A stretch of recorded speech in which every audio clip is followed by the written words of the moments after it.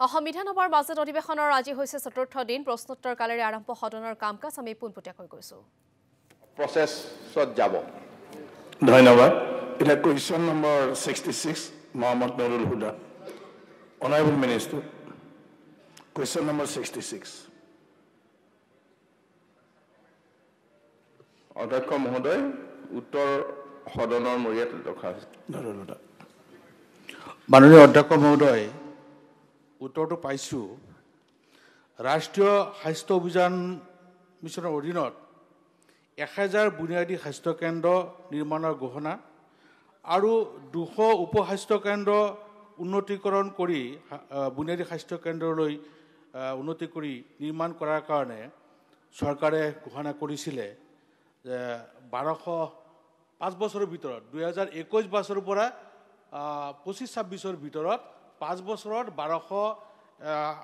বুনিয়াদী স্বাস্থ্য কেন্দ্ৰ নিৰ্মাণৰ কাম সম্পূৰ্ণ কৰিব কিন্তু 3টা বছৰ পাৰ হৈ গ'ল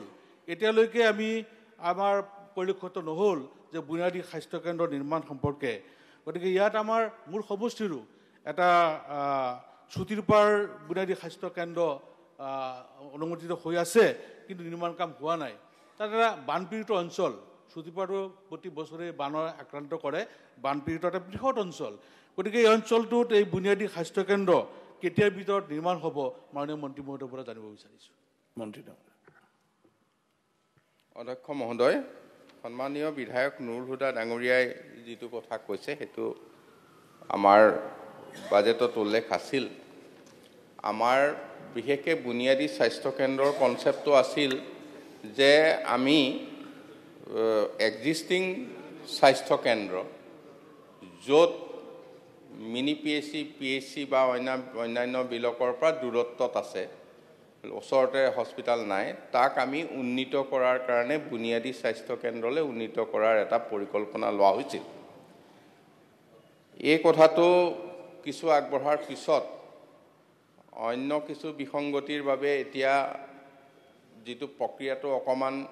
মন্থৰ গতিত গৈ আছে নাইকিয়া হোৱা নাই সেইটো এটা বিষয় আছে আৰু লগে লগে আমি সেই কনচেপ্টটোতে যেতিয়া 4500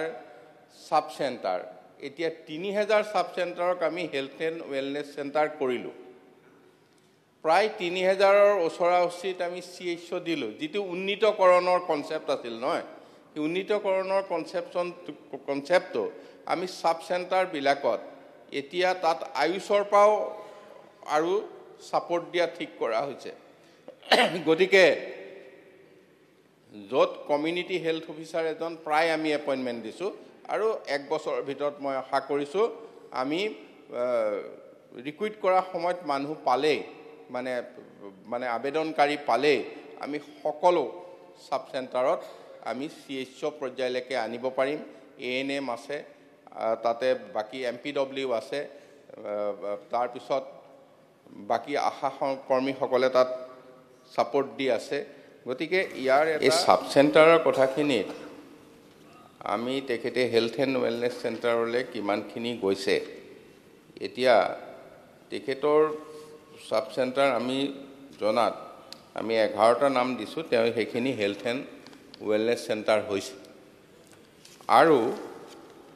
বাকি 12টা আমি অন প্ৰচেছ আছে বাকি 12টাও আমি হেল্থ এণ্ড ৱেলনেছ চেণ্টাৰলৈ উন্নীত কৰিম এতিয়া তেখেতে বেয়া অৱস্থাত থকা যিকেইটা কথা কৈছে সেইকেইটা চাগে